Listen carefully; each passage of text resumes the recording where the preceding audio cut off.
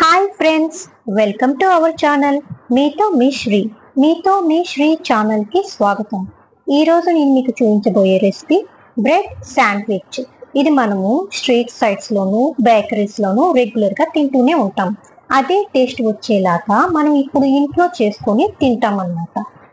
ఈ టేస్ట్ ఎలా ఉంటుందో మీరు నాకు తర్వాత కామెంట్ రూపంలో చెప్పండి. నా ఛానల్ని కనుక ఫస్ట్ టైం చూస్తున్నట్టయితే లైక్ చేయండి, సబ్స్క్రైబ్ చేయండి అండ్ ఫాలో అవ్వండి నా ఛానల్ని. శాండ్విచ్ కర్రీకి కావాల్సిన వెజిటబుల్స్ని చూద్దాము. ఉడికించుకున్న ఉల్లిగడ్డని తొక్కు తీసి స్మాష్ చేసి పక్కన పెట్టుకోవాలి. క్యారెట్ని తురిమి పక్కన పెట్టుకోవాలి. ఎర్రగడ్డలు, క్యాప్సికమ్, పచ్చిమిరపకాయని చిన్న చిన్న ముక్కలుగా కట్ చేసి పక్కన పెట్టుకోవాలి. అండ్ అల్లం కూడా ఒక చిన్న ముక్క కట్ చేసుకోవాలి. కొత్తిమీర సరిపడా. ఇప్పుడు కర్రీ ప్రిపేర్ చేసుకునే విధానం చూద్దాము. ముందుగా స్టవ్ వెలిగించేసుకోవాలి. స్టవ్ వెలిగించుకున్న తర్వాత బాండీ పెట్టేసుకుందాం. బాండీ పెట్టుకున్న తర్వాత ఒక 2 స్పూన్ల దాకా ఆయిల్ వేసుకుందాం. రిఫైన్డ్ ఆయిల్ వేసుకుంటే ఇబ్బంది ఏం లేదు, లేదా బటర్ అయినా యూజ్ చేసుకోవచ్చు. ఆయిల్ వేడైన తర్వాత కొంచెం జీలకర్ర వేసి వేగనివ్వాలి.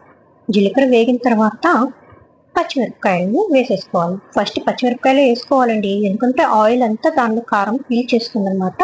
కూర అంతటికి ఆ కారం ఫ్లేవర్ అనేది వస్తుంది అనమాట. అందుకని చెప్పేసి ఫస్ట్ పచ్చిమిరపకాయలు వేసుకోవాలి. నెక్స్ట్ ఇప్పుడు వచ్చేసి అల్లం తరుగు వేసుకున్నాము. అది కూడా కొంచెం వేగాలన్నమాట.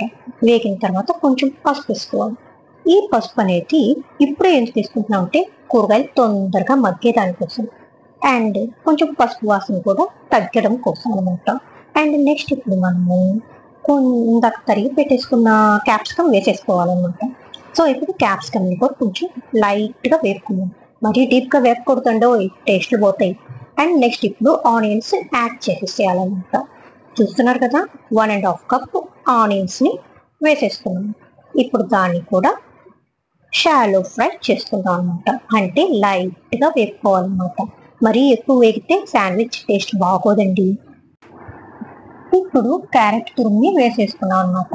మీరు గమనిస్తున్నారా, ఫస్ట్, సెకండ్, థర్డ్ ఏమేమి వేస్తున్నామో అవి ఎంతెంత రేంజ్లో మనకి ఉడకాలా అనే దాన్ని బట్టి ఫస్ట్ ఏది, సెకండ్ ఏది, థర్డ్ ఏది అనేది మనం యాడ్ చేసుకుంటాం అనమాట.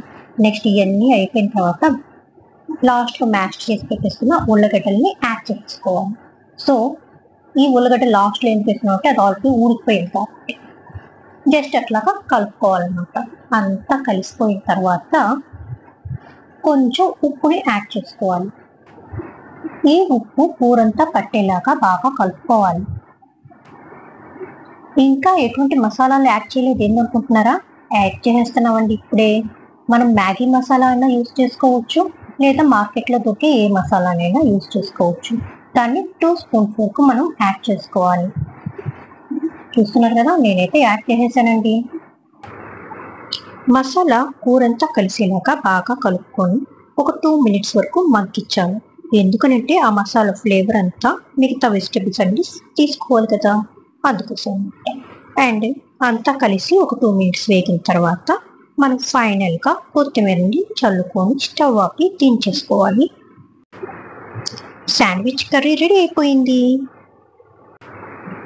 నెక్స్ట్ మనము శాండ్విచ్కి బ్రెడ్ని రెడీ చేసుకుందాం రండి. టోస్టర్ ఉన్న వాళ్ళు టోస్టర్లో చేసుకోవచ్చు, లేదా స్టవ్ వెలిగించుకొని బాండీ పెట్టుకొని బాండీ వేడైనాక కొంచెం బటర్ వేసుకొని బ్రెడ్ని 2 వైపులా కాలేలాగా సన్నని సెగ పైన కాల్చుకోవాలి. లైట్ బ్రౌన్ కలర్ వస్తే సరిపోతుంది. ఇలాగే మనకి సరిపడినన్ని బ్రెడ్స్ని కాల్చి పక్కన పెట్టుకోవాలండి.